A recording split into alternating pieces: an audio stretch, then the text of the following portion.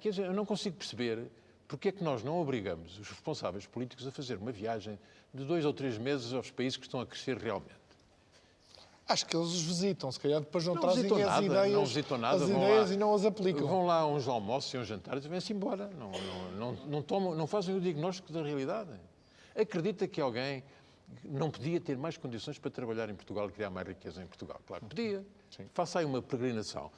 A sua experiência sabe que é um esforço ingente para conseguir ser uma empresa de nível mundial, não é?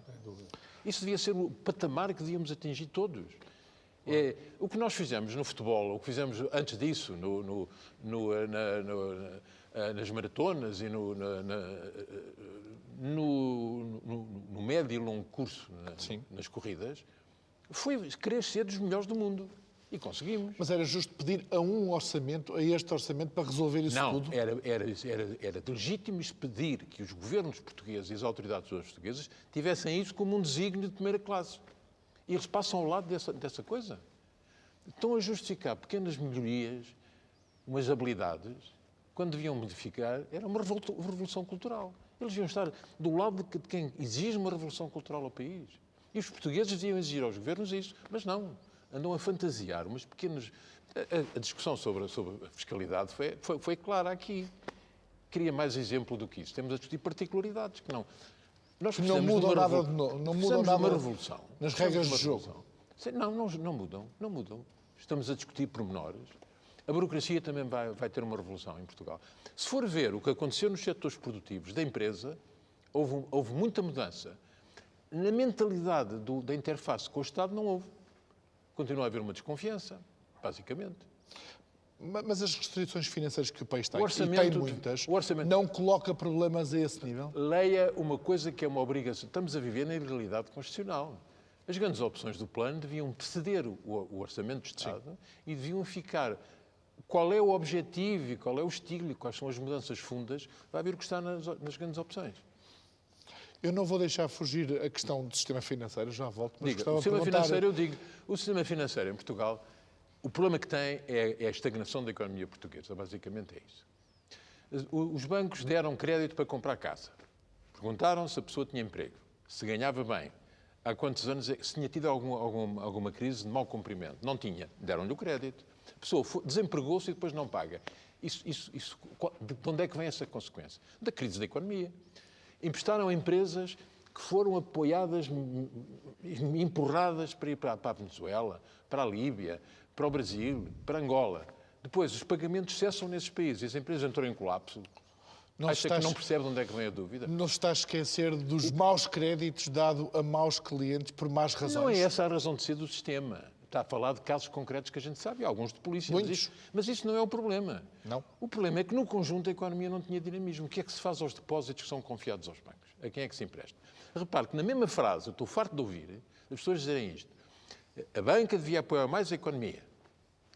2 segundos antes ou depois dizem a banca devia ser mais rigorosa nos créditos que dá. Onde é que estão as empresas que merecem ser apoiadas sem risco? São pouquíssimas. Sim. Se calhar estas 28 e essas podem ir, se calhar, mais diretamente ao mercado de capitais, não precisam de passar pela banca. Mas, aliás, temos coisas desse género noutros domínios da macroeconomia. As pessoas dizem, precisamos de mais anos para reduzir o déficit. Uma redução abrupta do déficit é muito violenta. Mas precisamos imediatamente reduzir a dívida. Então a dívida não é o somatório dos déficits. Nós vamos querer mais anos para aumentar a dívida. Mas nós não temos essa visão do que o que precisamos é de um quadro mental diferente daquele que temos. Mas eu estava a perguntar-lhe sobre a questão da banca, também porque recentemente, digamos, ressaltou para a opinião pública, e creio que o João Salgueiro é um dos protagonistas, que vai-me corrigir se eu estiver errado, sobre os riscos de espanholização, digamos assim, da banca portuguesa. Não é espanholização. Isso é um problema. Eu tenho ouvido muita gente indignada pelo que está a passar-se. Mas não é um problema da Espanha. Não é um problema da Espanha. O problema é a subalternização, a crítica e servil em relação à União Europeia. A União Europeia dá ordens e o governo português nem treme.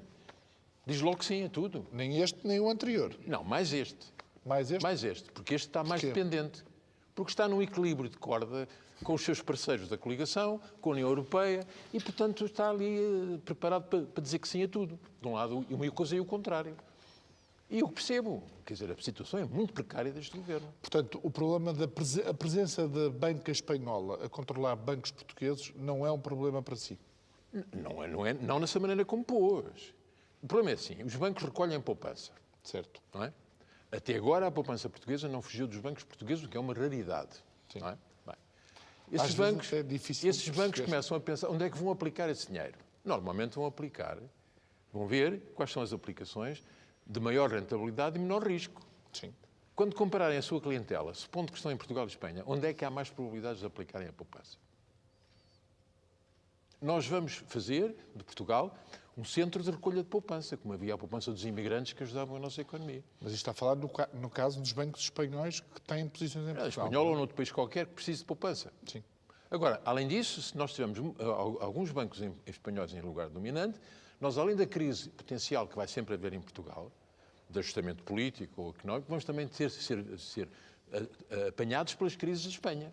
Sim. E a Espanha não tem poucas crises à vista. Mas esse tipo de intervenção, pedindo implicitamente algum tipo de intervenção do governo ou dos governos... Não é isso. A causa não é isso. Não é um risco que É já que o tivemos governo no não passado. pode dizer que não tem nada com o resgate do Banif. O governo tinha 60%, o Estado português tinha 60% do Banif. Portanto, não pode dizer que é com o Banco de Portugal. Então o acionista diz que é com o Banco de Portugal. Houve alguma negociação a sério com a União Europeia sobre... Veja em quantos países é que houve um resgate de emergência assim.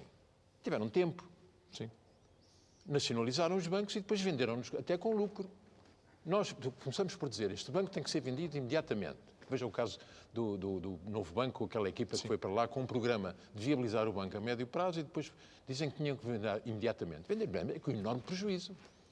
Dizer que se tem que vender à força, vá vender qualquer coisa dizendo que tem que vender até logo à noite. E vai ver o que acontece. Difícil. O valor vem para aí baixo.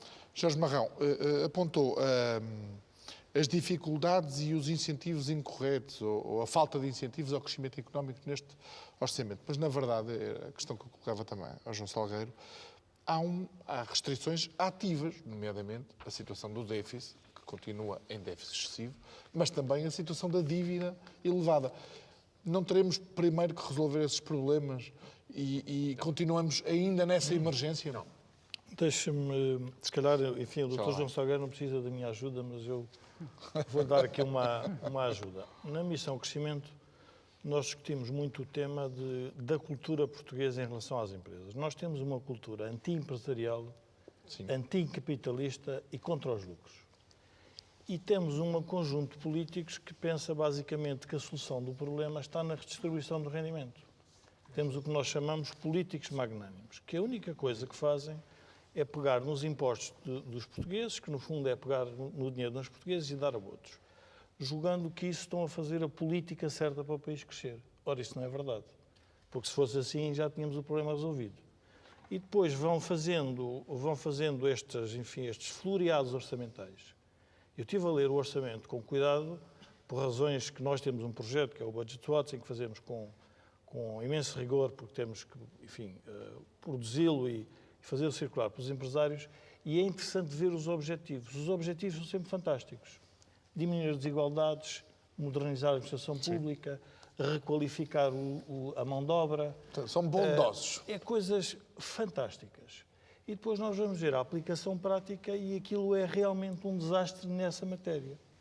E a pergunta é porquê que é um desastre? Porque esta cultura está realmente... está dentro de todo o sistema político. E isso é que muitas vezes leva a que o modelo de incentivos que os políticos estão a criar não é um modelo concorrencial. Eu, por exemplo, vejo a discussão interessantíssima que é nós devíamos ter melhores empresários. Então fabrica-nos. Como é que se faz o melhor empresário? Um melhor empresário faz em concorrência. Quer dizer, ninguém consegue produzir um empresário, que eu saiba. Depois há a discussão se temos os trabalhadores certos, se temos os empresários certos. E depois, isto é uma discussão estéril, são debates estéreis, porque na prática nós não estamos a criar um modelo de incentivos para que a iniciativa se desenvolva. E, portanto, e aí está uma parte do problema. Agora, vamos a parte que referiste, que é a questão da dívida. Sim. Nós temos para resolver o problema da dívida, queremos resolver o problema do crescimento económico e queremos resolver o problema das desigualdades. Portanto, estes três problemas juntos têm uma complexidade para resolver. A dívida só será paga com o crescimento. Certo. A pergunta é de onde vem o crescimento? O crescimento vem no investimento. O crescimento vem no investimento, tem que haver poupança. Mas a poupança qual é que querem? Querem a poupança dos portugueses ou querem a poupança externa? É que se é poupança externa, é outra vez dívida. Portanto, nós temos que fazer opções. E, portanto, como não estão a fazer opções, estão basicamente a fazer um jogo que é o jogo de chegar ao poder. Eu ontem, na peça que nós fizemos na TVI, referi que é bom nós lembrarmos que o anterior governo, o primeiro-ministro do anterior governo, quando foi eleito, mas antes estava a dizer que ia baixar os impostos.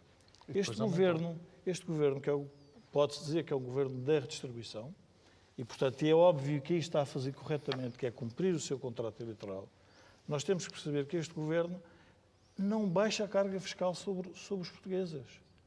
Portanto, Troca a carga fiscal. Troca a carga fiscal. E, portanto, nós estamos a fazer a troca quando o que nós devíamos dedicar era à despesa estrutural. Agora, dedicar à despesa estrutural o que é? É dedicarmos a um pacto que houve e que existe entre os eleitores e o governo, e o Estado, no fundo, os eleitores e o governo, que é um pacto de conivência perverso. Eu dou-te aquilo que tu precisas e tu dás-me a mim.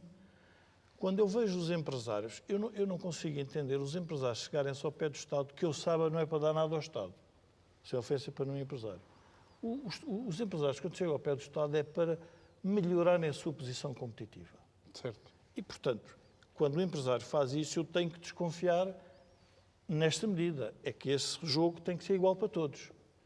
E por isso é que é perigoso cada vez que nós vemos uma aproximação do poder político a alguns setores. Porque estou a perceber que é pegar outra vez nos recursos portugueses e ir beneficiar este setor versus o outro. Está a pensar em quais? Eu não estou a pensar em nenhum particular, nem vou entrar por aí. O que eu quero dizer é que nós temos que olhar para o modelo institucional que nós temos, a arquitetura, se nós temos instituições para o crescimento ou não. Nós temos uma concertação social. Por exemplo, a concertação social é uma instituição que nasce da necessidade destes equilíbrios. E eu acho que era interessante o António falar sobre isso, porque António, a concertação social, eu acho que já há paz social suficiente. O que não há neste momento são instituições que promovam o crescimento. Aliás, que nós temos discutido imenso, eu e o Dr. João Salgueiro, que é a arquitetura institucional de Portugal, neste momento, é feita para a redistribuição. Tudo é um problema de redistribuição e desigualdade. Tudo. E quando nós dizemos, bom, mas é esse o nosso problema para resolver o país? Não. O nosso problema para resolver o país é voltar a haver investimento, é voltar os empresários a terem condições para investirem e poder-se, obviamente, gerar modelos de concorrência em que alguns vão à falência. Que vem a propósito. Nós estamos, neste momento, a discutir uma coisa que qualquer pessoa sabe que não vai dar resultado. Quer dizer, o Jacques Delors dizia-nos, quando nós estávamos a negociar a entrada em Portugal, que nós aqui na França temos um problema, é que fizemos uma política de relançamento pela despesa pública e já fizemos 3 desvalorizações que o país ficou inviável. Nunca mais faremos isso, porque nós não temos dimensão. Se não for ao mesmo tempo que a Alemanha, nós não podemos fazer o relançamento da economia. Bem, e nós agora estamos com a esperança que, dando poder de compra às pessoas, o que é que elas vão comprar? Vão comprar pão e vinho e chouriço? Não é. Quer dizer, vão gastar coisas em que não se produzem em Portugal. Portanto, não fica cá. Sim, que vamos importar e, portanto, com a pressão do déficit externo... Pode ser simpático ou não ser, não é isso que está em causa, mas não serve para criar novos empregos. E, portanto, quer dizer, por outro lado, estamos a perder uma oportunidade, que era de pagar a dívida ao Fundo Monetário, que está com taxas alinhadas ao dólar e não ao euro, e que podíamos fazer isso rapidamente, neste momento. E que adiamos. Estamos adiados. Este é um bom mote. Só ia dizer isto. A curva do crescimento económico, nós ao atingirmos 1,5 o ano passado, já se desequilibraram as exportações pelas importações. Já estão as importações a disparar. E o que é um desafio, de facto, aos empresários portugueses analisarem essas importações e encontrarem aí grandes oportunidades. Mas eu ia perguntar ao António Saraiva, porque foi falada aqui a questão da concertação social.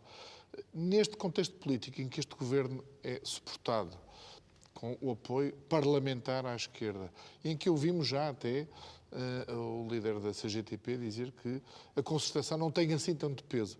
A concertação saiu perdeu a relevância que tinha ou que teve noutros tempos.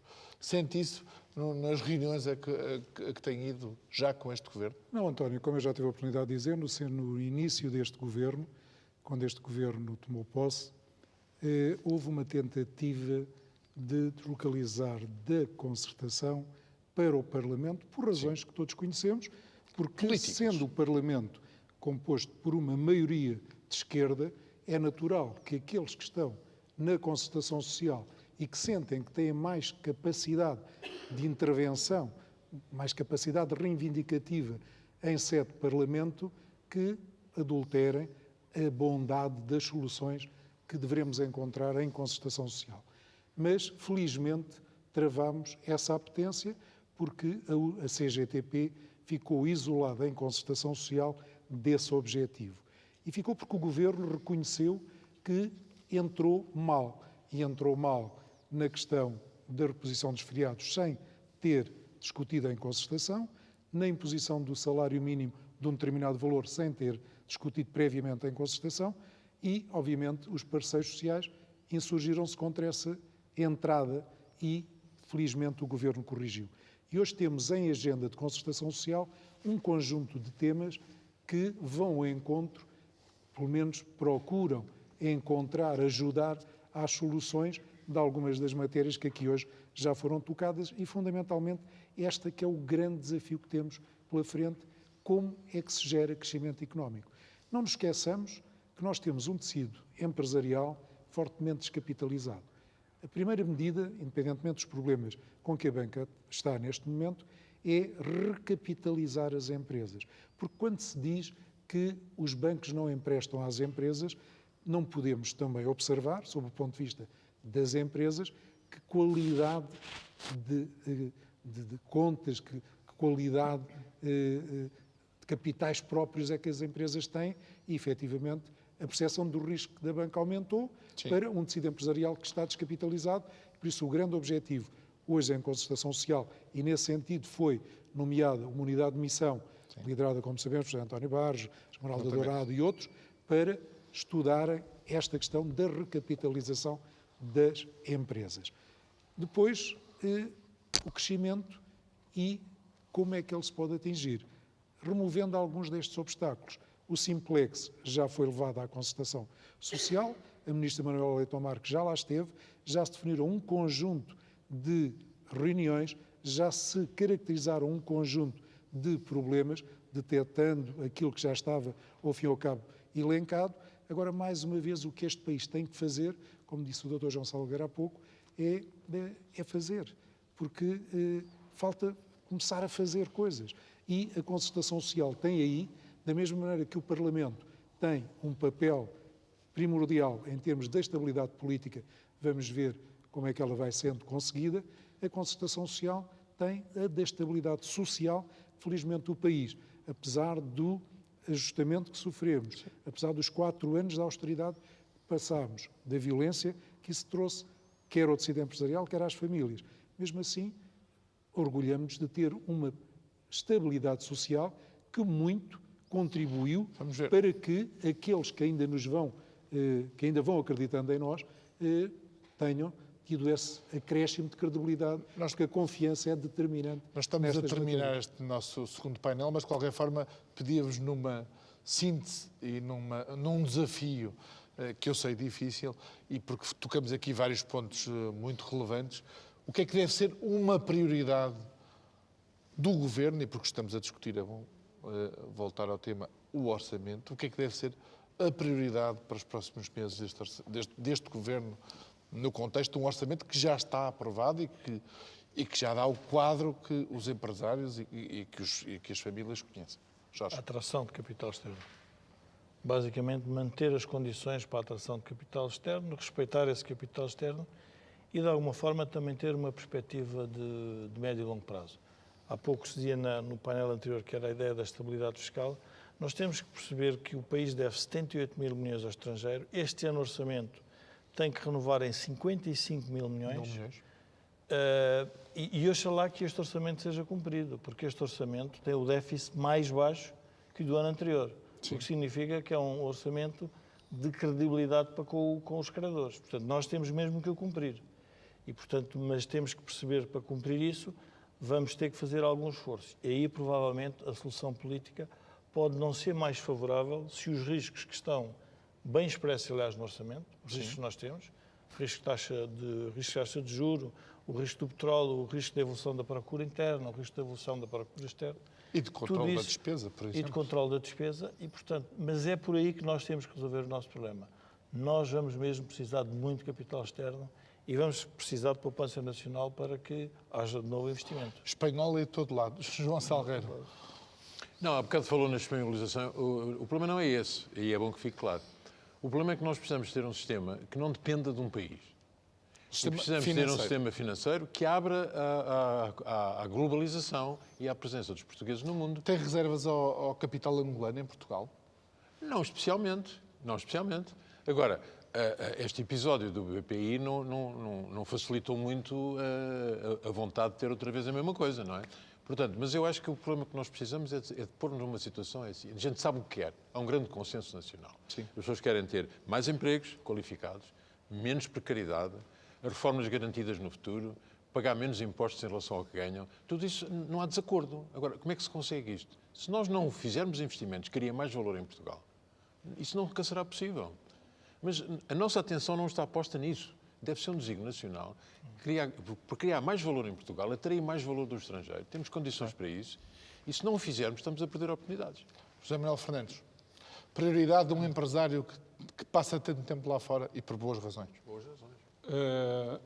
A nossa visão é há um potencial, efetivamente, nas empresas que já estão a exportar, de crescimento.